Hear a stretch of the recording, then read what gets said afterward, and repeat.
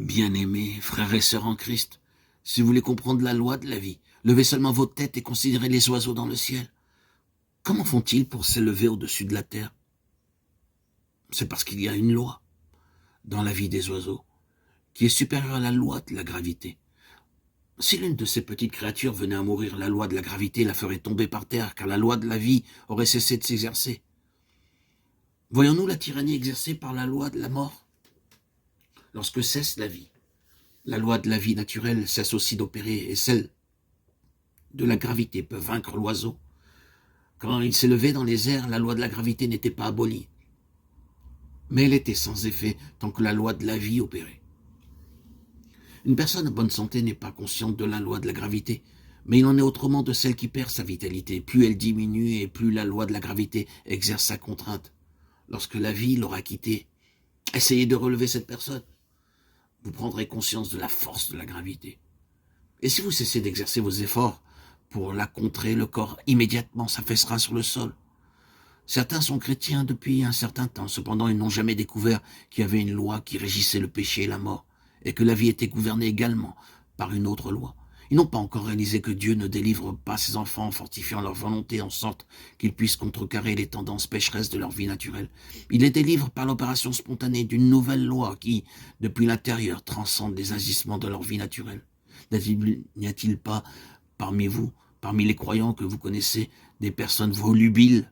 Avez-vous remarqué comment elles font pour moins parler? En se concentrant, elles essaient d'être brèves à certaines occasions, mais lorsqu'elles ne sont plus sur leur garde, et avant même de l'avoir réalisé, un flot de paroles leur échappe. Peut-être connaissez-vous aussi des chrétiens au tempérament emporté. Pour qu'ils soient patients, une forte contrainte doit leur être imposée. Grâce soit rendue à Dieu, il ne nous place pas sous une contrainte, attendant de nous que nous essayons d'être ce que nous ne sommes pas. Il nous donne une vie qui diffère totalement de notre vie naturelle. Et comme dans la nature même de cette vie, il n'y a pas de volubilité ni de caractère emporté en nous confiant en elle. Elle se manifestera spontanément par un langage mesuré et un tempérament paisible. Voyons comment la loi de l'esprit de vie œuvre dans nos vies. En premier lieu, elle nous fait connaître ce que Dieu attend de nous. Aucun véritable enfant de Dieu ne peut dire qu'il ignore sa volonté, car la loi de l'esprit de vie dans le tréfonds de notre être nous instruit continuellement. Aussitôt qu'une personne est née de Dieu, elle commence à savoir ce que Dieu veut d'elle.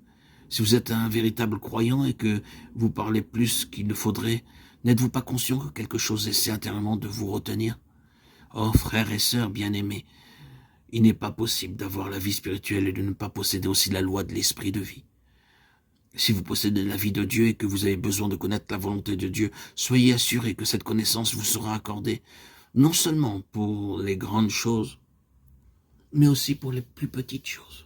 Si seulement nous prenions garde à ce que nous enregistrons intérieurement, nous deviendrions spirituellement sensibles et nous serions instruits à l'égard d'un nombre incalculable de choses concernant notre conduite de chaque jour. Ainsi, nous le saurons si nous nous introduisons dans la vie privée des gens, nous saurons lorsque nos paroles seront bruyantes, nous saurons si notre rire est déplacé, nous saurons si nos remarques ont un arrière-plan impur. Oh, la loi de l'esprit de vie en Jésus-Christ nous enseignera les moindres détails de notre conduite. Une personne peut avoir reçu très peu d'éducation, mais si cette même personne reçoit la vie de Christ et se soumet à la loi de l'esprit de vie, sa conduite sera une manifestation toujours grandissante du Christ.